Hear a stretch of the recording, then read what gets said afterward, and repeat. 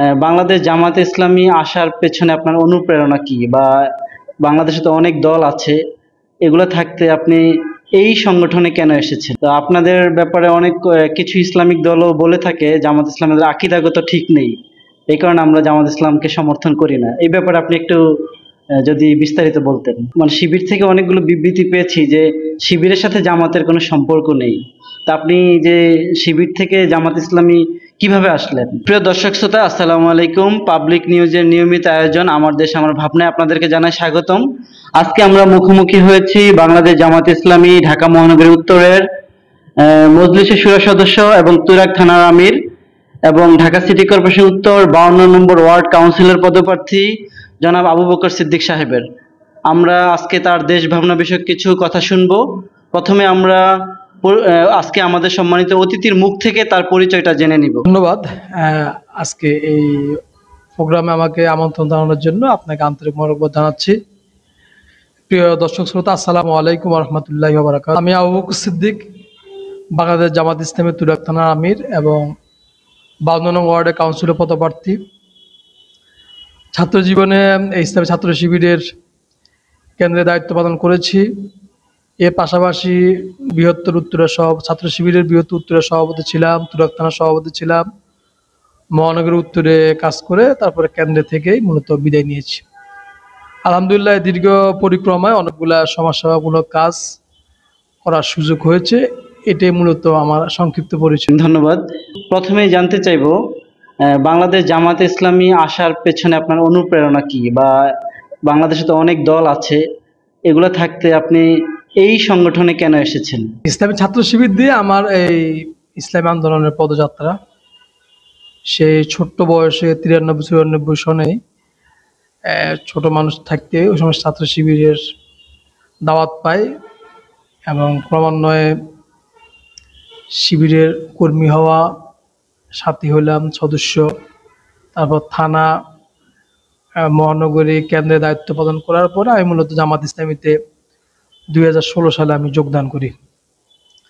জামাত ইসলাম মূলত আল্লাহর জমিনে আল্লাহর দ্বীন কায়েম করতে চায় এবং একটি জিহাদ ফি সাবিলিল্লাহর যে পূর্ণাঙ্গ বাস্তব রূপ, এটা জামাত ইসলামের মাধ্যমে পাওয়া যায়। জামাত ইসলামের যে আদর্শ, উদ্দেশ্য, জামাত ইসলামের যে আকীদা, সব কিছু মিলে আমার কাছে খুবই একটা মানুষকে পরিপূর্ণভাবে গঠন করার জন্য আমার কাছে মনে হয়েছে জামাত ইসলামের সাথে লেগে থাকলে আমার ফির দুনিয়া ওয়াল আখেরা, যেটা দুনিয়ায় যেরকম ভালো থাকা যাবে, সৎ থাকা যাবে, আল্লাহর একদম প্রিয় বান্ধব হওয়ার সুযোগ আছে এবং আখেরাতে একটা সম্মানজনক স্থান আল্লাহ রাব্বুল আলামিন প্রতিষ্ঠিত করবেন। এই থেকেই মূলত বাংলাদেশ জামাত ইসলামীতে আমার আশা। আচ্ছা, আকীদার কথা যেহেতু চলে আসলো, তো আপনাদের ব্যাপারে অনেক কিছু ইসলামিক দলও বলে থাকে জামাত ইসলামের আকীদাগত ঠিক নেই, এই কারণে আমরা জামাত ইসলামকে সমর্থন করি না। এই ব্যাপারে আপনি একটু যদি বিস্তারিত বলতেন। আসলে আপনি যদি আমাদের গঠনতন্ত্র যেটা আছে সেখানে স্পষ্টভাবে আমাদের আকীদার বিষয়টা বলা আছে। আমাদের আকীদা হচ্ছে লা ইলাহা ইল্লাল্লাহ মুহাম্মাদুর রাসূলুল্লাহ। এটা হচ্ছে জামাত ইসলামের আকীদা। এখন যদি কালেমার আকীদার ব্যাপারে কারো যদি দ্বিমত থাকে, এটা তো ভিন্ন কথা। আমরা অনেক অনেক ধরনের বলে যে অমুক বাদ তমুক বাদ, অমুকের আকীদা তমুক রাজনীতি, আমাদের কারো আকীদা নেই। আমরা এটা কখনো কারো কাছে বলি না যে অমুকের অনুসরণ করলে আমরা জান্নাতে যাইতে পারবো। বরঞ্চ আমরা দুইটা বিষয়কে সবসময় প্রাধান্য দিই। তারাক্তু ফীকুম আমরাইন লা তাদিল্লু মা তামাসসাকতুম বিহিমা কিতাবাল্লাহি ওয়া সুন্নাতুর রাসূল।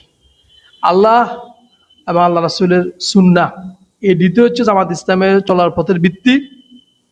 আমি বললাম স্পষ্টভাবে, আপনি আমাদের গঠনতন্ত্র পড়েন, সেখানে দেখবেন যে আমাদের গঠনতন্ত্র হচ্ছে আকীদা বলা আছে লা ইলাহা ইল্লাল্লাহ মুহাম্মাদুর রাসূলুল্লাহ। সুতরাং এই ব্যাপারে যারা বলে তারা না জেনে মূলত কথা বলে। আমি বলবো আপনারা আমাদের সম্পর্কে পড়েন, জানেন, দেখবেন যে আপনার আকীদাও পরিবর্তন হয়ে যাবে জামাত ইসলামী সম্পর্কে।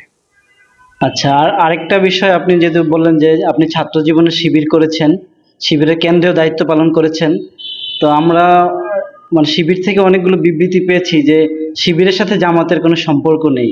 তা আপনি যে শিবির থেকে জামাত ইসলামী কিভাবে আসলেন? এটা আসলে মানে ছাত্র শিবিরের যেটা ইন্ডিপেন্ডেন্ট স্টুডেন্ট অর্গানাইজেশন বা স্বাধীনভাবে ছাত্র সংগঠন, আমাদের নেতৃত্ব নির্বাচন থেকে শুরু করে ছাত্র শিবিরের প্রত্যেকটা বিষয় আসলে আলাদা।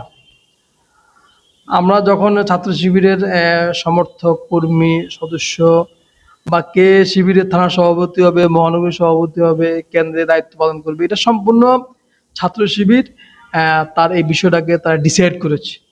এখানে আমি কখনোই দেখি নাই যে আমাদের জামাত ইসলামের লোকজন আমাদের প্রোগ্রামে আসেন, বক্তব্য দিতেন, কিন্তু কোনো সময় আমাদের ইন্টারনাল যে বিষয়গুলো আছে, মেকানিজমগুলো আছে বা পলিসিগুলো আছে, এখানে তারা কখনোই আমাদের বা ইন্টারপ্রেয়ার বলতে যেটা বলা হয় এটা আমরা করি না। অনেক সময় অনেক দল বলে না যে আমাদের অমুক অভিভাবক, তমুক আমাদের অভিভাবক, সাংগঠনিক অভিভাবক।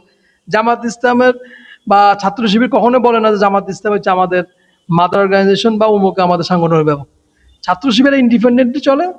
এরপর যখন ছাত্র জীবন শেষ হয়ে যায় তখন আমরা আমাদের মতো করে যে বৃহত্তর ইসলামী আন্দোলন যেগুলো বাংলাদেশে প্রতিষ্ঠা আছে, বেশিরভাগ ক্ষেত্রেই আমাদের আদর্শ, উদ্দেশ্য এবং কাদের মাধ্যমে আল্লাহ জমিনে আল্লাহ দিন বাস্তবায়ন হওয়াটা সহজতর বা গণভিত্তি, সকল দিক বিবেচনা করেই আমরা আমাদের বৃহত্তর আন্দোলনে যা ইসলামী আন্দোলন সেটাকে আমরা পথটাকে বেছে নেই। এক্ষেত্রে আমার কাছে মনে হয়েছে বাংলা জামাত ইসলামের মাধ্যমে আল্লাহ জমিনে আল্লাহ দিন কায়েম হওয়া সম্ভব এবং মানুষের আরো বেশি কাছাকাছি যাওয়া, আরো বেশি মানুষের কাছে ইসলামের দাওয়াতটাকে পৌঁছানো, জিহাদ ফি সাবিলিল্লাহ কাজটাকে আরো ত্বরান্বিত করা সম্ভব। এজন্য আমি জামাত ইসলামীতে যোগদান করেছি। আমরা এবার দেশ ভাবনা বিষয়ক কিছু প্রশ্ন তো জানবো। আপনি তো বাংলাদেশ জামাত ইসলামী তুরাগ থানার আমির, পাশাপাশি সিটি কর্পোরেশন 52 নম্বর ওয়ার্ড থেকে আপনি কাউন্সিলর পদপ্রার্থী। তো আপনার ওয়ার্ডে বা আপনার থানায় কি কি সমস্যা পরিলক্ষিত হয়েছে? বাংলা জামাত ইসলামী থেকে আমাকে 52 ওয়ার্ডে কাউন্সিল ইলেকশন করার জন্য মনোনীত করেছে। ইতিমধ্যে আমি আমার এলাকার অনেকগুলো সমস্যা সিটি কর্পোরেশনের কাছে উপস্থাপন করেছি, যেগুলো আসলে বাস্তবিক। এক নম্বর রাস্তাঘাট বিষয়ক সমস্যা, এখন রাস্তাগুলো ওরকম উন্নত মানের হয়নি, মানুষ যাতায়াতে অনেক সমস্যা। 2 নম্বর হোল্ডিং ট্যাক্স, সরকার 18 সালে যদিও আমাদের সিটি কর্পোরেশনে ঘোষণা করে, কিন্তু এখনো যেহেতু যেরকম সংস্কার প্রয়োজন এটা না করে তারা প্রায় ট্যাক্স দ্বিগুণ একটা ট্যাক্স চাপিয়ে দিয়ে, যেটা মানুষের জন্য একটা অস্বস্তিকর। এ নিয়ে আমরা সিটি কর্পোরেশনে কথা বলেছি প্রশাসক ইজাজ আহমদ সাহেবের সাথে। যদি উনি বলেছেন যে এটাকে উনি সহনীয় পর্যায়ে নিয়ে আসবেন, কিন্তু দেখা গেলো যে উনি 7 বছরের যে জরিমানা সেটা অর্ধেক মাফ করছেন, কিন্তু মূল ট্যাক্সটা ওইভাবে রেখে দিয়েছেন। এটা এলাকার মানুষের একটা ভোগান্তির কারণ হচ্ছে, মানুষ অনেকে এই কারণে ট্যাক্স দিচ্ছে না আর কি। নাম্বার 3 হলো এলাকায় গ্যাস প্রায় থাকে না। আমরা প্রতি মাসে গ্যাসে বিল পে করি, কিন্তু দেখা যাচ্ছে এর পাশাপাশি আপনার একটা সিলিন্ডার কি রাখতে হচ্ছে। এরপরে এই আমাদের এখানে সরকারি কোনো হাসপাতাল নেই। এরপরে ভালো মানের কোনো শিক্ষা প্রতিষ্ঠান, সরকারি কোনো ভালো মানের শিক্ষা প্রতিষ্ঠানও নেই। এই কয়েকটা সমস্যা, পাশাপাশি কিশোর গ্যাংয়ের একটা প্রাদুর্ভাব এলাকাতে ব্যাপকভাবে লক্ষণীয়। মাদকের কিছু সমস্যা আছে, যে মাদকের অনেক মানে ছড়াছড়ি আছে, যেটা আইন শৃঙ্খলা বাহিনী দৃষ্টি আকর্ষণ করা যায়। আপাতত এই কটা সমস্যা আমার কাছে বেশি বড় মনে হয়েছে আর কি এলাকা কেন্দ্রিক। আচ্ছা, যে বিষয়গুলো বললেন এগুলো সমাধানের জন্য আপনি কি উদ্যোগ গ্রহণ করেছেন? আলহামদুলিল্লাহ, ইতিমধ্যে আমরা বাংলাদেশ জামাত ইসলামী বা 52 নং ওয়ার্ড উন্নয়ন কমিটির নাম দিয়ে আমরা বেশ কিছু পদক্ষেপ গ্রহণ করেছি। 1 নাম্বার হচ্ছে আমরা আমাদের ফ্রি মেডিকেল ক্যাম্প, আমরা প্রায় আমাদের 52 নং ওয়ার্ডে প্রত্যেকটা এলাকাতে প্রতি মাসে MBBS ডাক্তার আমরা বসাই। এর মাধ্যমে দেখা যায় যে প্রতি মাসে 1000 থেকে 1200 লোককে আমরা ফ্রি মেডিকেল সেবা দিই এবং পাশাপাশি কিছু বিনামূল্যে ওষুধ আমরা সরবরাহ করি। এছাড়া আপনি উত্তরার ইবনেসিন হাসপাতাল সহ প্রায় 20টা হাসপাতাল আমাদের কন্ট্যাক্ট আছে, আমাদের কার্ড আছে, হেলথ কার্ড। এই হেলথ কার্ড নিয়ে গেলে আপনারা ওখানে টেস্ট, মেডিকেল টেস্ট এবং বেডের মধ্যে আপনারা একটা নির্দিষ্ট পরিমাণ, বেডে 5 থেকে 10% এবং মেডিকেল কার্ডে প্রায় 30 থেকে 40% আপনারা ছাড় পাবেন। এই সেবাগুলো আমাদের চিকিৎসা ক্ষেত্রে আছে। পাশাপাশি টেলিমেডিসিন সেবা আমাদের চালু আছে। এর পাশাপাশি আপনার অ্যাম্বুলেন্স সেবা, আমরা প্রতি মাসেই কোনো রুগী অসুস্থ বা মারা গেলে আমরা আমাদের এই স্বল্প মূল্যে আমরা অ্যাম্বুলেন্স সেবাটা প্রদান করে থাকি। রাস্তাঘাটের উন্নয়নের ব্যাপারে ইতিমধ্যে সিটি কর্পোরেশনে আমি প্রায় 30টির মতো রাস্তার নাম জমা দিয়েছি। আলহামদুলিল্লাহ 2টা রাস্তার কাজ আমাদের ওখান থেকে, 2টা রাস্তার কাজ, অর্থাৎ পাকুড়িয়া তালটাকের রাস্তা এবং বাদালদি উলুদাহার যে রাস্তা বলে, এই 2টা রাস্তার কাজ অলরেডি চলমান আছে এবং আরো 2টি রাস্তা, আহালিয়া 2টি রাস্তা ইতিমধ্যে পাস হয়েছে। আশা করি এটাও শীঘ্রই শুরু হবে।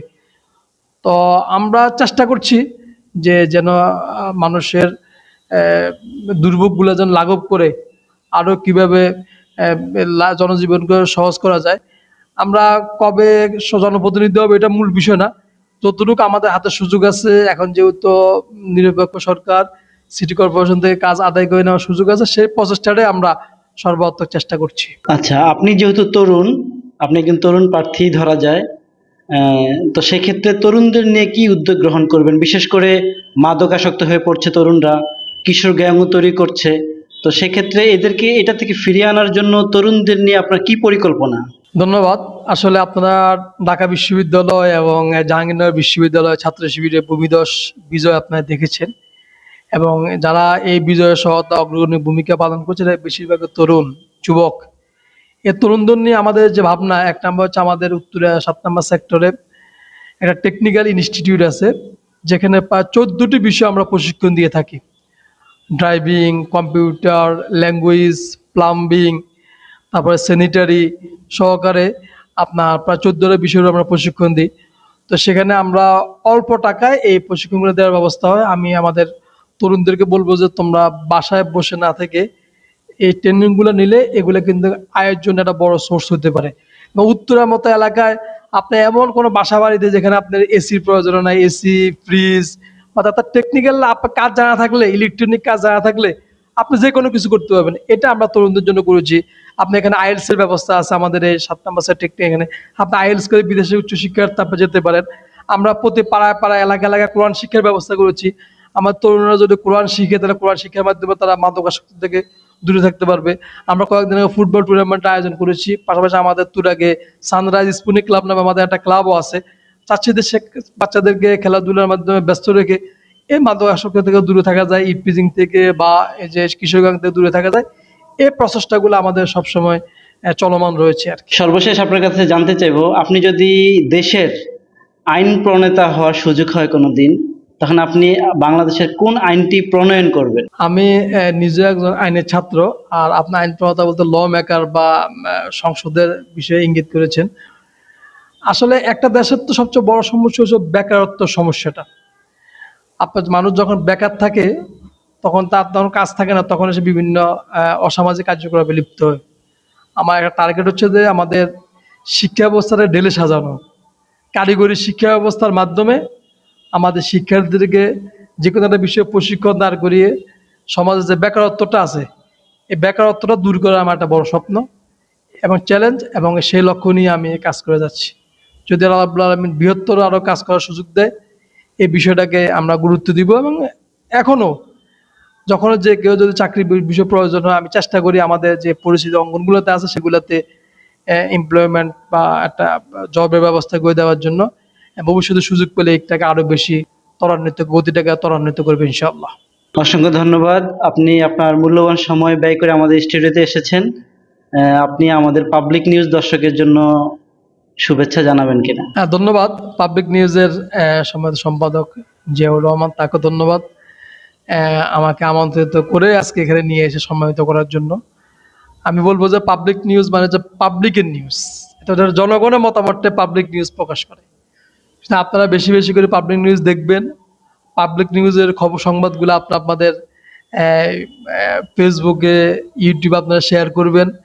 এবং আমি বিশ্বাস করি যে পাবলিক নিউজ সত্য সংবাদগুলোই, মাঠের যে সংবাদ, মানুষের চাহিদার সেই বিষয়গুলো তুলে ধরবে। এবং আজকে আমি ওনাদের সাথে কথাবার্তা বলে কর্তৃপক্ষের সাথে যেটা বুঝলাম, তাদের অনেক বড় পরিকল্পনা। এই পরিকল্পনা আমরা যদি তাদেরকে সহযোগিতা করি বিজ্ঞাপন দিয়ে, আর্থিকভাবে বা সংবাদ দিয়ে, তা আশা করি আগামী দিনে একটা প্রতিষ্ঠিত গণমাধ্যম হবে পাবলিক নিউজ। এটা আমার প্রত্যাশা। আপনাকে ধন্যবাদ। জি, সুপ্রিয় দর্শক শ্রোতা, দীর্ঘক্ষণ যাবত আপনারা ধৈর্য সহকারে আমাদের প্রোগ্রাম দেখার জন্য আপনাদেরকে অসংখ্য ধন্যবাদ জানাই। তো আপনারা সবাই পাবলিক নিউজের পাশে থাকবেন, বেশি বেশি করে পাবলিক নিউজ দেখবেন। আজকের মতো এখানেই বিদায় নিচ্ছি। আসসালামু আলাইকুম।